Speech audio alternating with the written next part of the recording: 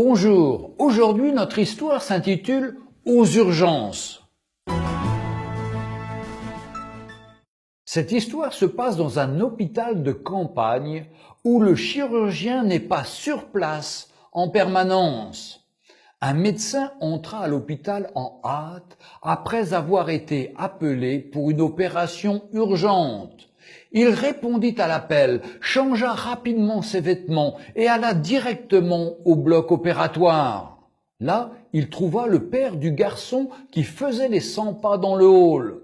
En voyant le médecin arriver, le papa s'écria « Mais pourquoi avez-vous pris tant de temps pour venir? Vous ne savez pas que la vie de mon fils est en danger? Vous n'avez pas le sens de vos responsabilités ?»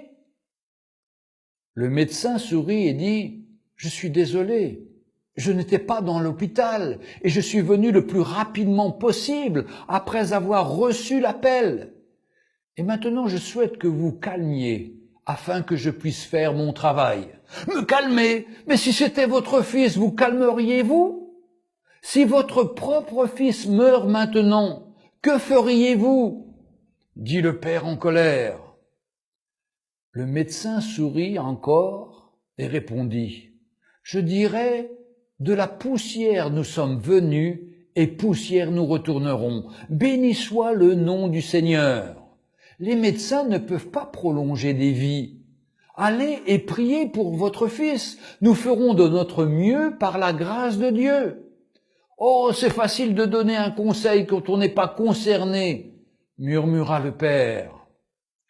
L'opération dura quelques heures, après lesquelles le médecin sortit, satisfait et content. « Merci Seigneur, votre fils est épargné. Si vous aviez d'autres questions, demandez à l'infirmière. »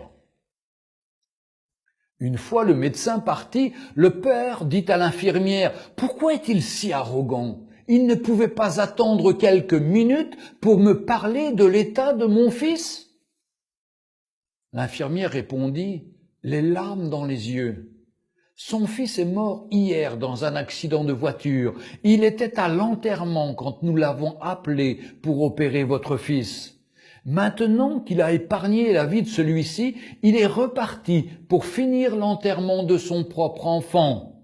Ne jamais jugez personne parce que vous ne savez pas ce que celle-ci peut traverser en ce moment. »